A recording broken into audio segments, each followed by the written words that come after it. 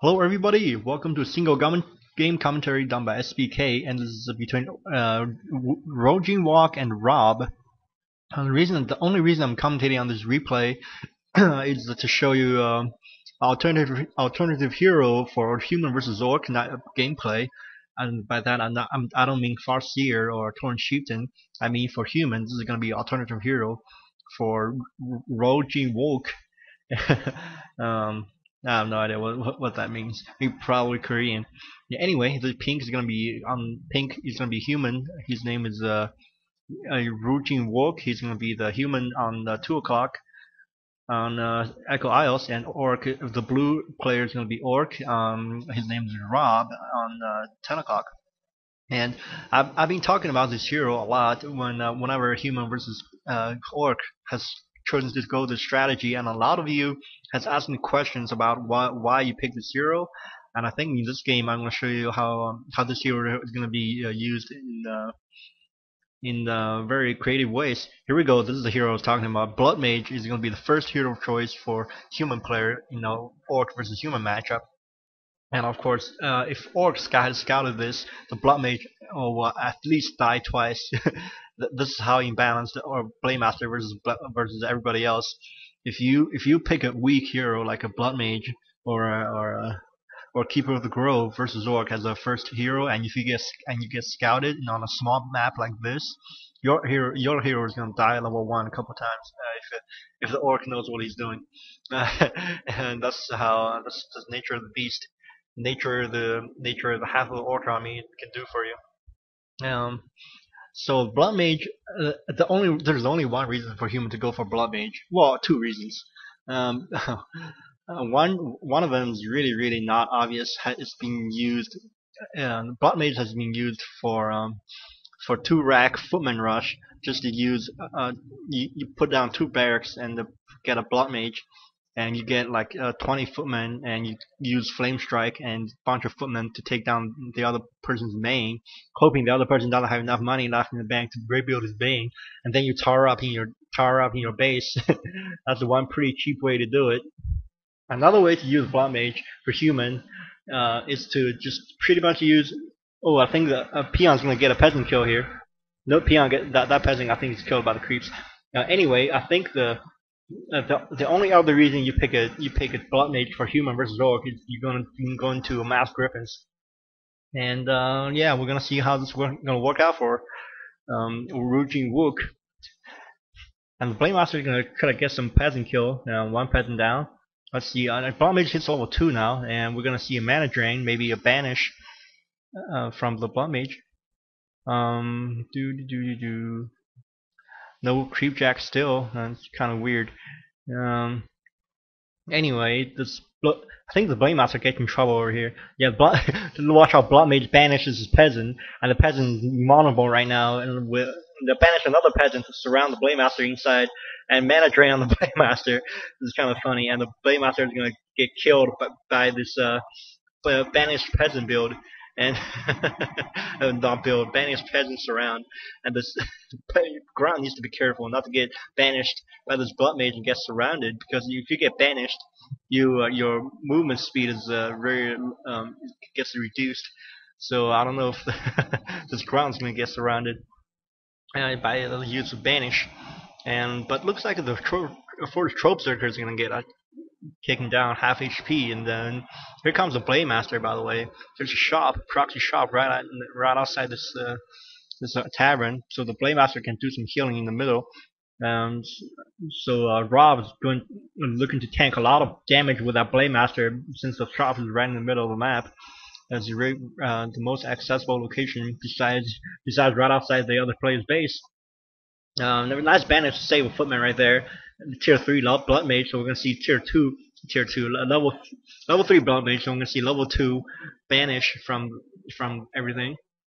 And watch how long the banish lasts on your units. It's gonna be a great tool for the mass griffin build to avoid getting griffin killed by the bat riders, or even ensnared, or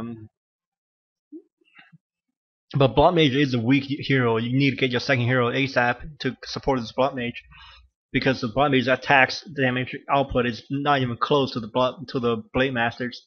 And the Blade Master, watch at level 1, Blade Master is going to take down level 3 Blood Mage any day, just because of damage output from the Blade Master. Of course, the right now the Blood Mage has better items than Blade Master has. Nothing on him. No banish on that peasant. So around Rohjinwook is gonna have to save this footman somehow. Shadow Priest getting purchased, and actually the Shadow Priest actually killed a peasant. Another banish used on the peasant, just to, I think Rohjinwook try to save some peasant. This footman's gonna get killed. No, footman gets banished again, so the Shadow Priest has to back away from Blood Mage. Blood Mage is gonna probably kill this. No. A footman actually ambushed that first Shadow Priest. And here comes the Blade Master, try to do some more damage, but the banish is just used again on a peasant, and the Blade Master is gonna do a lot of tank a lot of damage without killing anything. This is really funny. Bestiary, I think tier 2 is out for both players. Bestiary, let's see, 2 bestiaries. So I think Rob knows exactly what's coming to him. He's gonna get 2 bestiaries pumping out Bat Riders or even Raiders non-stop.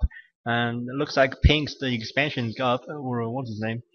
Rohjinwook, the expansion's up. Now he's going to put pressure on the Orc just to keep the Orc away from his expansion. The Blade Master tanked so much damage, 17 HP left on the Blade Master.